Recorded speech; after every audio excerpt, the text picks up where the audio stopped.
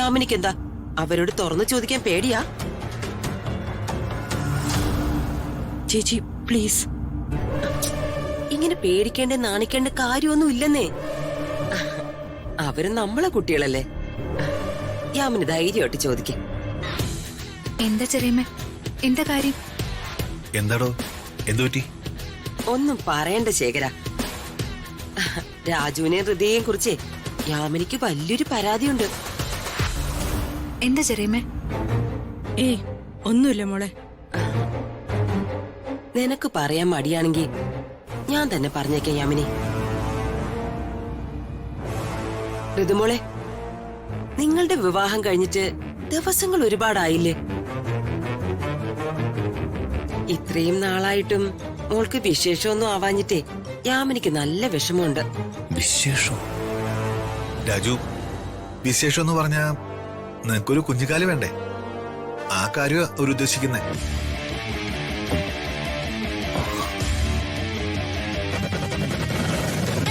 എന്താ രാജു? ഏയ് ഒന്നുമില്ല. യാമിനിയും അംബിക ചേച്ചിയും പറഞ്ഞതില് കാര്യമുണ്ട് കേട്ടോ. ഇതൊന്നും അങ്ങനെ വെച്ച് നീട്ടിക്കൊണ്ടുപോകുന്നത് ശരിയല്ല കേട്ടോ. അതെ, രണ്ടാളുടെയും കൂടെ പറയുന്നേ.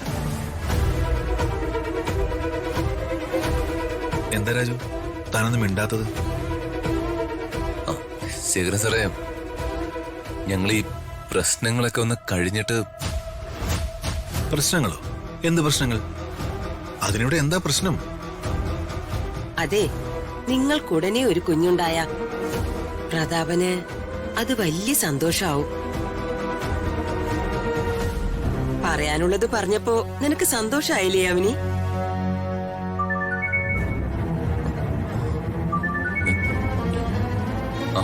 ഹലോ അച്ഛാ. രാജു, നീ എവിടെടാ? ഞാൻ വർമ്മ സാറിന്റെ വീട്ടിലുണ്ട് അച്ഛാ. ഏയ് വേറൊന്നുമില്ലടാ മോനെ, നിന്നോട് വളരെ പ്രധാനപ്പെട്ട ഒരു കാര്യം എനിക്ക് പറയാനുണ്ടായിരുന്നു. ഋതിക മാഡത്തെ കുറിച്ചാ. ഋതിക മാഡത്തെ കുറിച്ചോ? ആ, എന്താ അച്ഛാ? അത് മോനെ പറയ മോനെ ഞാൻ പറയുന്നത് നീ ക്ഷമയോടെ കേൾക്കണം. അച്ഛൻ കാര്യം പറയേ. എടാ, ഞാൻ ഋതിക മാഡം. അപ്പൊ മാഡം രാജുവിനോടും ഋതിക മാഡത്തോടും സംസാരിക്കണമെന്ന് പറഞ്ഞു. ഞാൻ വിളിച്ചപ്പോ രാജു തിരക്കിലായിരുന്നു. അതുകൊണ്ടാ ഞാൻ ഋതികയോട് വരാൻ പറഞ്ഞത്. എന്താ ഋതിക ഇത്? നിങ്ങൾ ചെയ്യുന്നത് ശരിയാണോ? വിവാഹം കഴിച്ചെന്ന് നുണ പറഞ്ഞ് രാജുവിന്റെ ഒപ്പം ഋതിക ജീവിക്കുന്ന തെറ്റല്ലേ? ആന്റി, ജീവിതത്തിൽ വലിയൊരു പ്രതിസന്ധി ഉണ്ടായപ്പോ അതിന് എങ്ങനെ ഫേസ് ചെയ്യണമെന്ന് അറിയാതെ വന്നപ്പോ എന്റെ മുന്നില് രാജുവിന്റെ മുഖം മാത്രമേ ഉണ്ടായിരുന്നുള്ളൂ. രാജു എന്നെ താലി കെട്ടിന്ന് ഞാൻ നുണ പറഞ്ഞില്ലായിരുന്നെങ്കിൽ ഒരുപക്ഷെ ഞാനിന്ന് ജീവനോട് ഉണ്ടാവില്ലായിരുന്നു. ഇതൊക്കെ മോളുടെ അച്ഛനറിഞ്ഞ എന്താ ഉണ്ടാവുമെന്നറിയില്ലേ? അറിയാം. ഒന്നും അച്ഛൻ അറിയാതിരിക്കാനാ ഞാൻ ശ്രമിച്ചുകൊണ്ടിരിക്കുന്നത്. അപ്പോ രാജുവിന്റെ ഒപ്പമുള്ള ജീവിതം മുന്നോട്ട് തുടരാനാണ് ഋതിക ഉദ്ദേശിക്കുന്നത്? അത് എല്ലാം എനിക്കറിയാം. അന്ന് നിങ്ങളുടെ വിവാഹത്തിന്റെ റിസപ്ഷൻ വർമ്മ സാർ നടത്താൻ തീരുമാനിച്ചപ്പോ രാജു വർമ്മ സാറിനോട് എല്ലാ സത്യങ്ങളും തുറന്നു പറയാൻ തീരുമാനിച്ചത് ഞാൻ അറിഞ്ഞിരുന്നു. രാജു എല്ലാം തുറന്നു പറയാതിരിക്കാൻ അവനെ തടഞ്ഞത് ഞാനാ. ഋതിക മാഡത്തിന് രാജുവിന് ഇഷ്ടമാണെന്ന് എനിക്കറിയാം. ആണോ ഋതിക? ഋതികയ്ക്ക് രാജുവിനെ ഇഷ്ടമാണോ? ഋതികയുടെ മനസ്സില് രാജുവിനോട് പ്രണയമുണ്ടോ? ഋതികയോട് ഇതൊക്കെ ചോദിക്കാൻ ഞാൻ ആരാണെന്നാണ് ഋതിക ആലോചിക്കുന്നത്? അയ്യോ, അങ്ങനെയല്ല ആന്റി. എങ്കിൽ പറ, ഋതികയ്ക്ക് രാജുവിനെ ഇഷ്ടമാണോ?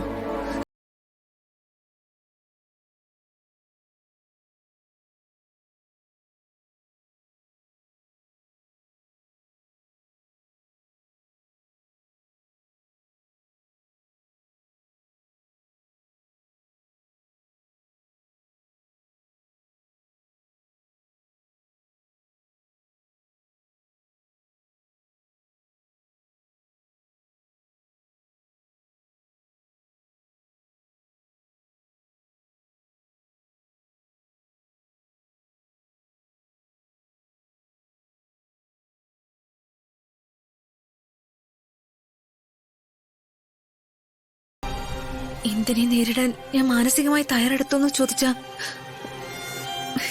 എനിക്കറിയില്ല.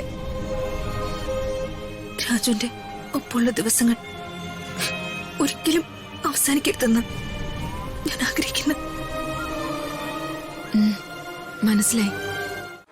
നമ്മുടെ ഭാഗത്ത് നിന്ന് ഒരു മിസ്റ്റേക്ക് ഉണ്ടായ അത് രാജുവിനും ഋതികയ്ക്കും ഗുണം ചെയ്യാൻ പാടില്ല.